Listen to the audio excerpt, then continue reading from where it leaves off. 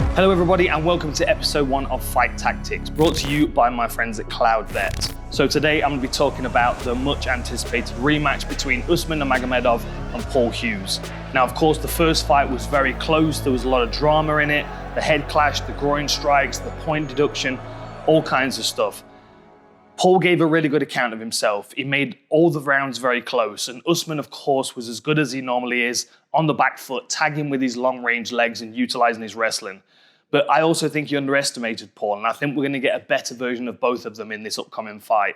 So I've got a few clips I'm going to talk you through, some things that they did well against each other, and then some things that they've done well against other people that I think could make an appearance in this rematch coming up. Obviously, you know, Paul was really riding high on that fight against AJ McKee. He's got a fight since against Bruno Miranda, didn't last very long, so we've not seen too much of Paul since the first fight. We haven't seen Usman fight again, but of course, I'm sure he went straight back to work after that first fight. And, you know, I don't think he's planning on the next fight being quite as close as the first one. I don't think he likes the idea that people were debating it and that they called for the rematch. He certainly feels like he was head and shoulders above Paul, but in the rematch, you know, you've got to be certain that he's going to come and try and prove that. And now Paul's spent 25 minutes in there with Usman, so he's got a feel for him, kind of knows how he moves, and we know what his preferences are. So it'll be interesting to see what they bring out of each other, you know, how they improve. And, you know, a 25-minute fight like that can teach you a lot about yourself. And I would imagine that they're going to be very different fighters when they step in there again. Okay, let's start with tail of the tape. A clear height and reach advantage for Usman. You can see this here. 2 inches in height, 2 inches in reach. He utilizes that really well, especially with that lead limb. No matter what stance he's in, he seems to create this long barrier between him and his opponent that they struggle to get past. And we saw that through most of the last fight between him and Paul. So I expect him to be utilizing that very well. I'm going to talk about that to start with, actually. It's a good place to start, given the fact that, you know, it's the way that the first fight started. It's the way that the first round started. You know, that first round, I mean, you know, you can go and count them for yourselves, but I counted 40 strikes, 40 kicks to 10 for Usman. And you can see it's really just outside of the range of Paul. You can see him kind of picking and poking with his back leg, with his front leg. Something else I want to draw your attention to as well, which I'm going to talk about quite a bit, both positively and negatively. You can see this sweeping motion that Paul uses in his defense. Sometimes Usman gets tangled up with it, but he utilizes his flexibility very well. You can see here, look at that. You don't even really see it if you watch it full speed. But as he throws this front kick, Paul's caught the ankle right there. And what Paul's going to do is he's going to try and elevate it, try and throw Usman off balance. He did it with AJ McKee. I'm going to show you that in a second. Of course, Usman's very flexible though. So as Paul lifts the leg, you can see Usman kind of lift it a little bit quicker and then poke him with it on his shoulder. I mean, that is really incredible ability, flexibility, and technique to be able to kind of negate that kick catch that Paul uses well, just kind of push him off.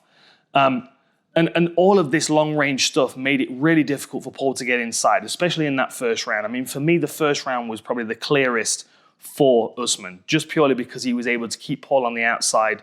Although Paul was pressuring quite a lot, and he landed, you know, a couple of decent shots, Usman really just was able to rack up the points with that lead range kick. Really slowed Paul's, forward pressure down, and Paul had to work around it, had to really kind of start to push into range and take some risks. Now, going back to that sweeping, we see a lot of fighters do it. It's quite a common thing. Especially in Muay Thai, you know, you'll cup the lead kick, the teep with the inside of your glove and knock them off balance or counter or strike, whatever you want to do. It's risky because, of course, you're assuming that the leg's going to be in a particular place. And this is where Usman's very, very tricky, and it's very difficult to predict where his legs are going to be and commit yourself to any kind of counter, because you could pay for it. And I'm going to show you 2 examples. And the other thing that I love about Usman is his ambidexterity. You know, this is something that in 10 years' time, we're going to look back on and say, oh, I can't believe everybody didn't fight out of both stances. Usman is one of the fighters that just seems so comfortable in both stances. And it's so problematic because it makes it difficult to set things up. Now, here you can see him against Shabley. And what's beautiful about this kick, If you look at these two fighters on the power scale, I would say that Paul is closer down the power end of the spectrum than Usman. But what Usman sacrifices in power, he makes up for in accuracy. Like volume and accuracy, two benefits to sacrificing some power. But sometimes he doesn't need the power. Sometimes he'll be able to clip you with a shot and hurt you enough in order to get himself into a better position that, he really can actually finish the fight. Now, Shabliy took this kick really well, but I want you to really appreciate the accuracy in this kick. His ability to not only throw it and throw Shabliy off what was coming, but also to get it around his guard. Now, look at the arms of Shabliy. Shabliy's blocking a kick that's coming to his midsection or his leg, right? He's got his backhand up. That's good discipline. Well done, Shabliy. You've been trained well. Your coach has done a good job because you've got your hand where it should be. But Usman just manages to find a way around it. And look at this. Look how close this comes. I mean, he's just in front of the hand, connecting with the side of the face. And look at the position that Shabliy's in as that's happening. He's in that covering position where he's catching a kick that he presumed was going to be in one particular place and it was in another. And from that, you can see here, he does a little dance.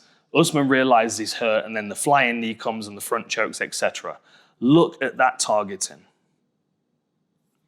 Let me zoom right in. I mean, I don't know how grainy it gets for you, but that is incredibly accurate.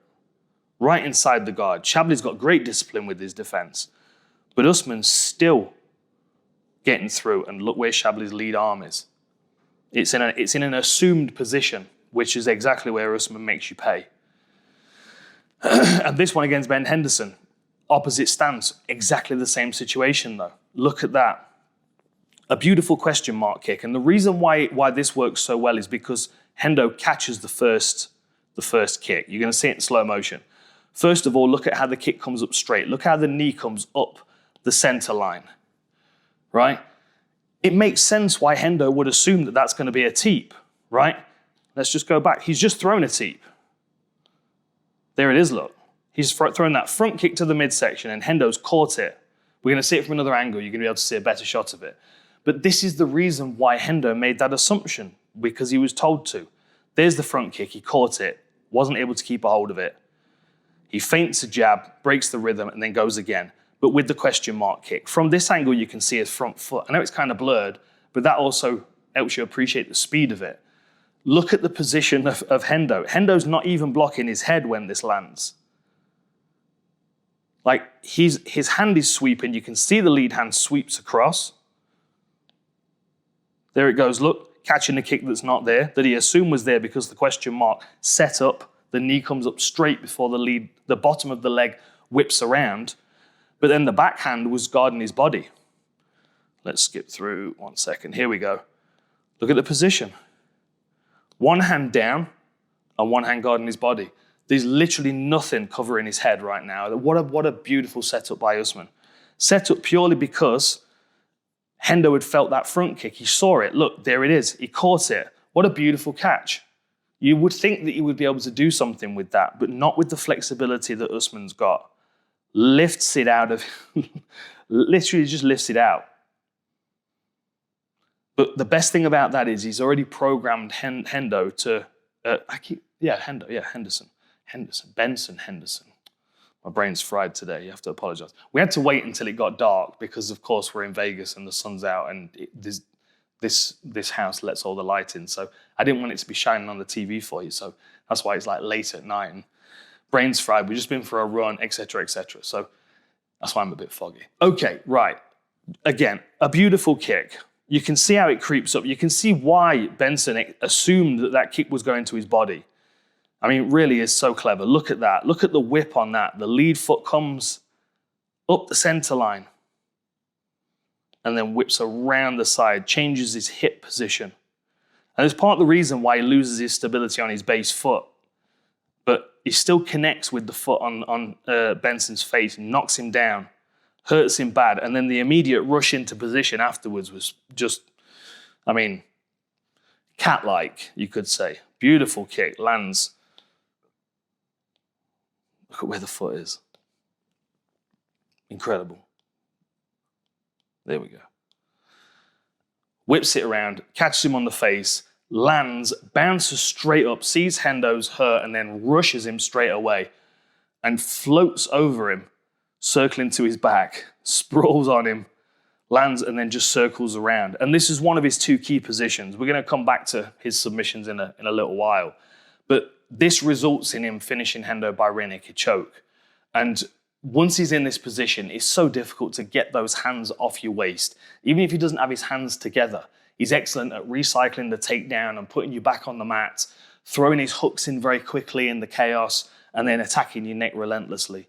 You know, this is something that you have to be aware of, not only in the first round when you're dry and all of a sudden he attacks you with speed and he takes you down and hooks her in, and now you're dry and he's stuck to you and it feels kind of, there's a friction there that you don't have in the championship rounds.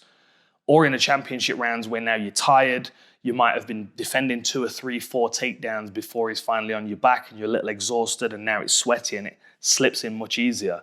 Like the rear naked choke, this is why it practically reigns supreme in MMA when it comes to submissions, is because it's so effective all the way through the fight against high-level fighters.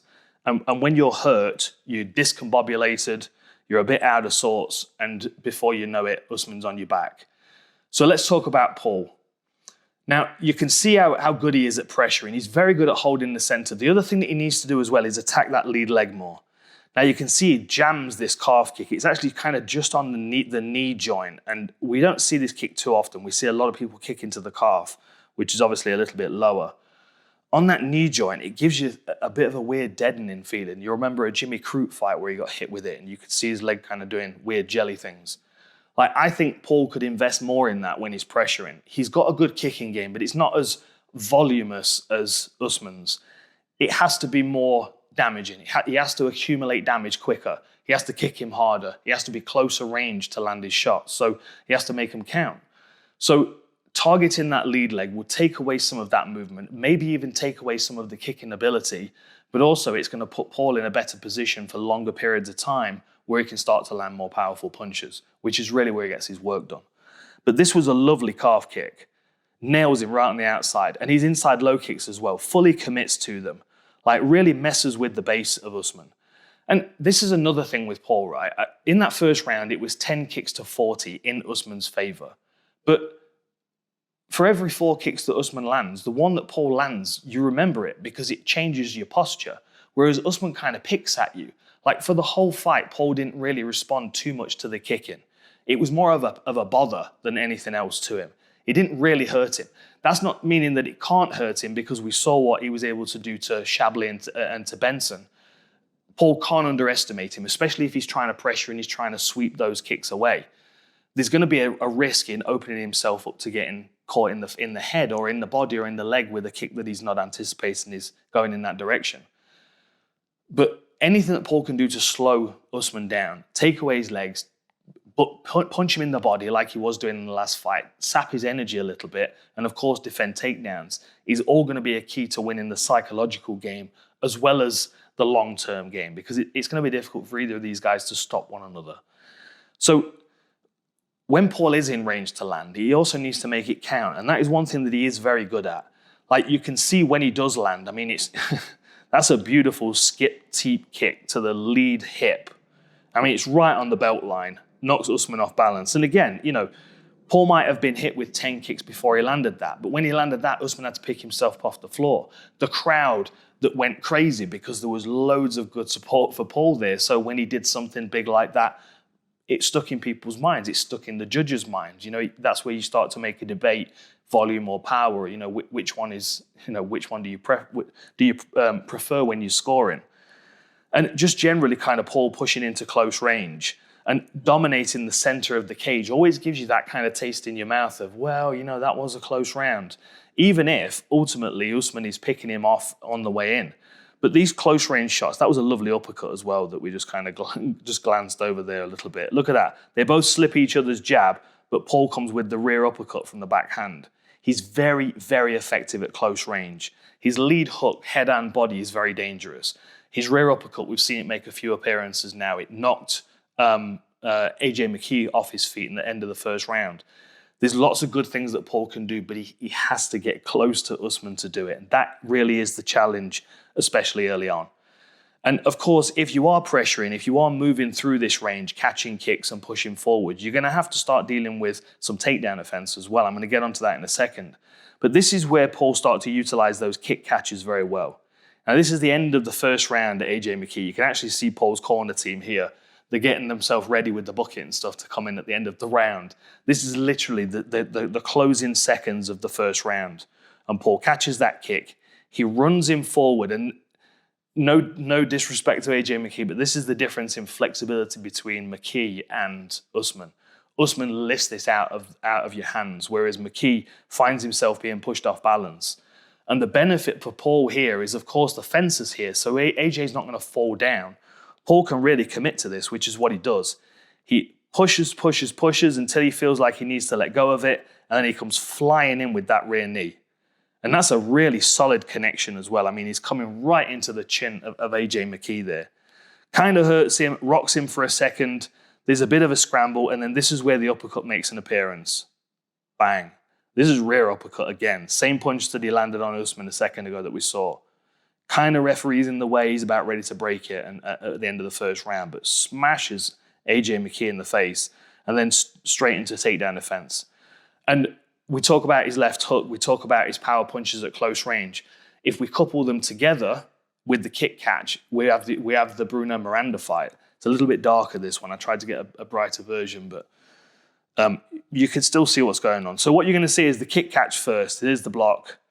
You're going to see him attempt it, and then you can see Bruno Miranda trying to get away, trying to create some space. Then he's going to step in with the same lead leg, and that's where it gets caught. Quite impressive, especially considering the pressure that Paul's got on his shoulders. Usman said he doesn't deserve a rematch. Paul's demanded a rematch. He's said he will fight somebody else. He's in his hometown. He's got a tough opponent in front of him. The whole arena is there to watch him, either succeed or fail. And within seconds, he does this. Kick catch, left hook, bang, bang, bang, bang, TKO. What a beautiful finish. I mean, look at that. And a kick catch that just delays it long enough. He doesn't even elevate this one like he does with AJ McKee. He's actually letting it go right at the lowest point. But what he knows is, for a moment, Bruno Miranda is going to struggle to recover his balance before his head is out of the way. You can see that target right there. That's what Paul's aiming for with that same hand that has caught the leg. Sweeps in, really accurate. Catches the foot, bang. Short left hook on the chin. Like, what a great setup. What a really useful setup if you've got somebody that is constantly throwing that lead leg at you. Usman now has to be very wary when he's throwing that lead leg. Of course, he's got flexibility, but Paul doesn't really need to off-balance you in order to land that left hook, as we've just seen. He just needs the right range and the distance. So, with that in mind, right, the first round starts. Usman's on the back foot. He's using that lead leg to create that barrier between him and Paul, making it very difficult. Paul now starts to attack the legs, which gets him closer to the head and body with his power punches. This is where Usman's wrestling comes into play. And I think his conditioning is going to be better than last time. I think his wrestling is going to be put under way more pressure in this camp because Khabib will have put him under tremendous pressure to get him ready for this. So I think Usman is going to be peak level, the best version that we've seen of him. But what I will also say is Paul's takedown offense in that last fight was unreal. And I've got a couple of clips of Paul defending takedowns. Then we're going to go into Usman scoring takedowns, which of course he does eventually get to. But look at the timing on this takedown for a start. I mean, really, really deep bite for Usman. He's around both legs. He's got the momentum going forward. Paul's fully committed with a big power punch. Usman's underneath and he's moving forward. And he's got, I mean, that against most fighters, they're on the floor here. Most fighters won't deal with this first takedown attempt. You can see the left arm of Usman comes over the shoulder of Paul. Right, that starts to pressure Paul down to the canvas in this direction, as well as Paul having no base because Usman's got his leg caught here. So he's driving Paul in a direction where he has no base, but Paul manages tremendously to get a little hook on this inside leg. It's a little bit blurred. I might have a better angle for you in a second. He gets a hook on the inside of the leg. It's just enough to keep him balanced so he can kick his hips out to the side and change direction and push away. Now, you've got to think, and if I remember correctly, I do remember correctly. That was the first takedown attempted. You've got to imagine the psychological victory, not only for Paul, but for the fans there to see Paul defend that takedown. The one thing they were afraid of is, yeah, but Nurmagomedov, when he gets a hold of you, he's going to take you down. For Paul to then give the fans in attendance that hope of, no, hang on a minute, he's going to have to strike with me. It changed the mood in the arena. And you could see that kind of impacted Usman a little bit. And this is why I think he's going to come in super prepared with his wrestling, because he doesn't want those setbacks in this fight. He doesn't want to have to let go of a takedown because Paul's got away and he doesn't quite have that preparedness and conditioning that he would normally have to chase it down. And, Paul, that rising confidence that he had then to start walking forward, then it negates the threat of the wrestling when you know you can deal with it. I mean, you've seen me in that position where I don't feel like I want to throw because I know I'm going to get taken down. To have that freedom to throw is a very, very dangerous thing for Paul to have, because that means that he can commit. And when he starts defending takedowns like he does with this one, I mean, look how deep this takedown is. You can see Paul's got the underhook. That's just good reactions. That was really, really fast of him to be able to get to that position. But he digs that underhook, and that's why Usman switches to go over the neck. And this is now where he's starting to drive down. He's got that hook on the leg, which is lifting up. So you can see there are two forces working against Paul in opposite directions. And he doesn't really have the base to deal with either of them. But the hook on the inside leg, where is it? There. That hook. Now, Paul can correct me if I'm wrong, but for me, I think that's the thing that saved him. He's also posting the armpit as well. So he's kind of, if you think, he's actually pushing Usman's armpit in the direction of me and Sean over here in commentary. And he's also got that hook on the leg, so he's able to push and turn his hips away, almost like he's kicking himself free. And then he turns the opposite way and goes. It's really tremendous balance from Paul. Like I said, most fighters would have been on the floor there. Look how he recovers his balance. Push, push, push, push, and then kick and twists his hips the opposite way and sprints off. Really superb. And there were a few moments in the fight where you could see that Usman was really close on a takedown and Paul was able to just create space and scurry away. Again, look, super deep on that takedown. Fully in on the leg. The point where you can see Usman's arm on the other side of someone's leg, you know that's a pretty deep takedown. He's reaching for the back here as well. Paul posts on the side of the neck. You can see him pushing away with his left hand. As he's straightening this left arm into the neck of Usman, he's creating space for himself to get his legs away. But the thing is with Usman, eventually he's going to get to you. He's going to figure out a way of getting you to the floor. This is one thing that's so beautiful about his wrestling, and it stands out differently to the rest of the guys in his camp. His ability to chain things together, to strip your base away and then expect where you're going to go next and take that away from you as well. Now look at this whole transition here. Paul steps in. There's a level change from Usman, but he doesn't get it because Paul's created some space. He's pulled his hips away. You can see that. But what he's done in the process, he's exposed his midsection. So Usman's going to throw this knee up towards the solar plexus.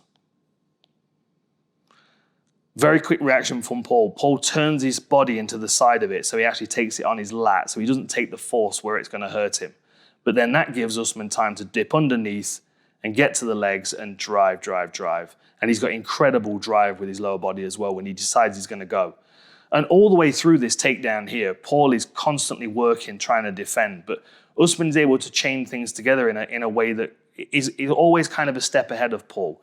There's another good example. You can see Paul's hooked the leg here. Now, if Usman's lifting him and bringing him over the back here like a big suplex, that's the right thing to do, hook the leg. But in actuality, it turns out that you've kind of given Usman the outside hook. He uses it so well because as he lifts Paul here, you can see him lifting through the waist. He sweeps that leg to the side and really kicks Paul's legs out from underneath him. And then, of course, he's back into his positions where he starts to thrive. He's on the back. He's recycling the takedown. He's dragging you back down to the floor. He's putting you on your back. He's forcing you to scramble again. Now he's back in a good position. And this is, again, his front headlock, which is where it gets very, very dangerous for everybody he's up against. Now, Chablis had great responses. As soon as he could feel this tight guillotine, this high elbow guillotine, he's bailing out. He's circling around. He's getting himself to the floor so he can take some of the pressure off his neck. But over and over again, what that does is that allows Usman to put himself in a top position without having to wrestle his way there, right? The threat of the neck, Paul bailing out to his back, allowing Usman to get on top is, I mean, what a shortcut for him. What an easier way to get Paul onto his shoulders than having to wrestle him and pin him down and control him. Like, sometimes the panic mode of defending your neck is enough to put you there. One thing I will also mention here, and you can just about see it over Usman's shoulder, Khabib's got a fantastic crossface here on Usman Nurmagomedov, who, bless him, is doing his best to try and corner his brother as is being submitted by Khabib in the corner. I'm going to return to that in a second, and we'll just have a quick look at that technique. We can all learn something from Khabib. But you can see the intensity in the corner. They know how tight this is. They know how dangerous Usman is with these pressure positions. Here it is again. Squeeze on the neck, Chablis bails out. That allows Usman to get into a half guard position and settle into top position. And look, not ideal. Of course, he wanted the guillotine if he could have had it. But against high-level fighters like this, sometimes you're going to have to take second best. And half guard with elbows is a good second best position, especially when you consider that Chablis has already been hurt from that head kick. Usman's already starting to dominate with his wrestling. Like, this could be a really long night for Paul if he finds himself constantly defending his back and his neck. And this is exactly where Usman thrives.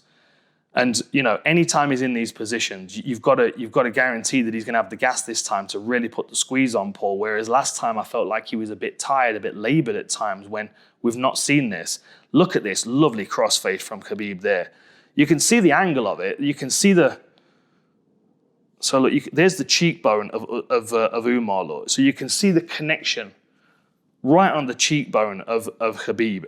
Umar's also lucky that it wasn't the watch side. I mean, if he was sitting on the other side, he'd have probably needed stitches. But you also notice as well that this is not a real tight bite by Khabib. As he pulls, you'll notice he drags the face across. He's turning it into his center line. So not only does that put pressure across the side of the cheekbone, but it also puts a crook in the neck because you've got to remember, Khabib's on his back shoulder as well. And poor Umar is trying to not provoke Khabib into an actual grappling match here, whilst at the same time trying to watch his brother defend his belt. Lovely technique by Khabib there, though. So make sure you practice that crossface next time you're in the gym. And whenever you're seeing Usman in these positions, you've got to remember that not only can he get himself into dominant positions with this technique, but he can also put you away with it.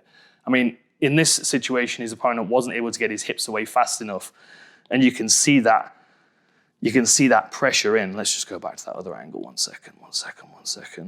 Drag it back. There we go. So here you can see there's the arm that's guillotining. So it's a left arm that's gone as deep as he can around the neck, but the other arm has come under into the armpit. So he's driving his opponent towards the fence. Now, as he drives him, he's going to take that arm out in a second. He's going to wrap it up with a guillotine. There he goes. That's when he takes the arm out of the armpit. He goes to the guillotine, and then he's going to circle his hips this way and force his opponent back into the fence. Hip circle, and then there's the drive look. Now look at the position of his opponent's neck. You've got to think his head is in here somewhere, right? So there's pressure down from Usman there. There's the wrap around in the neck, and then there's the pressure in from the hips as well. So he's putting his opponent's neck in a very uncomfortable position, as well as having an incredibly tight squeeze on it, and just drives him into the fence. There's nowhere for his opponent to go. They're the kind of submissions that, again, that you don't need full control of the body. It could be a first round submission when they're dry. It could be a last round submission when they're tired and they're just for 1 second, they're just not thinking about that defense, and bang, there goes that bite. Like, Paul's got to be on his guard all the time. I mean, let's just watch this final sequence to finish. It's really lovely. Outside trip, off balance his opponent, straight over the neck. Here you can see the drive with the underhook off the left arm look, and then he switches, and that's the grip that he's going to. It's a figure 4 around the neck, no arms in or anything, and then stacks his opponent in, and there's the tap. I mean, what a dangerous, dangerous opponent in every single range. But so let me just summarize then, because I've kind of thrown a lot at you now. That was longer than I was expecting it to be. So the first round starts, Usman's going to be on his back foot, using that lead leg. He's going to be picking at Paul and poking at him, and Paul's very pale, so you're going to see that redness all over his body and his legs. But Paul's going to be trying to get inside. He's going to be trying to sweep those kicks away and land his own kicks on the legs and on the body. And then he's also going to be trying to work to the body and the head with his hooks and his uppercuts. As soon as he gets into that range where his hooks and uppercuts become a problem, then Usman is going to start to lean on his wrestling. Now, Usman might come out and be aggressive with his wrestling, but I think he's going to pace himself a little bit. That first round of their last fight, that was in the bank, and Paul didn't really do too much to stop it because Usman was able to pick at him and win with volume. Why not do that again? Unless Paul starts fast, in which case Usman might have to utilize his wrestling quicker than he chooses. But I also think that conditioning is going to be a battle in this one. I think Paul came in supremely conditioned for the last one. Of course, fighting a Nurmagomedov, you're going to know that you're going to be the nail for at least a part of that fight, so you're going to prepare yourself well. Whereas on the other side, I feel like Usman kind of underestimated Paul a little bit, so I think we're going to get a better version of him as well. And if Usman's not tired in his wrestling exchanges, then he's really going to be able to push Paul and really dig into Paul's takedown defense and his sub-defense and see if it is that world-class championship level that obviously Paul and his team think it is. If the fight hits the floor, Paul, of course, you would think he's going to be defensive. He's got good butterfly hooks. He scrambles very well, but he's got to be cautious of front headlock and exposing his back. There's no doubt about it. It's much easier to defend the takedowns before you hit the floor than to keep trying to get back to your feet. It's such a drain of energy. And that's really where the championship rounds come into play, and that fatigue starts to set in, and that's where you start to get lazy with your neck defense.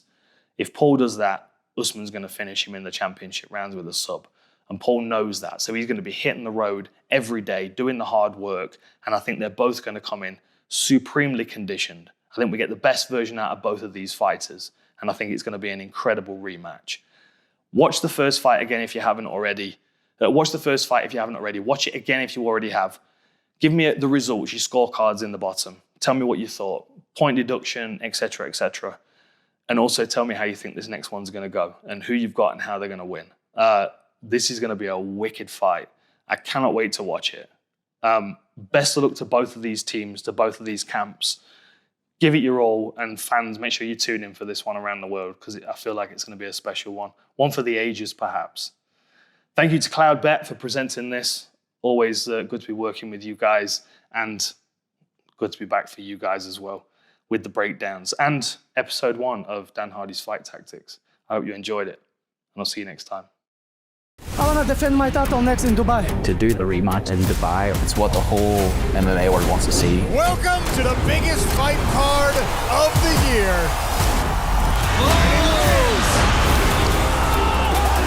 Nice work! What a fight! Usman Nurmagomedov! When I will finish him, everybody gonna forgive this guy. I'm gonna destroy them.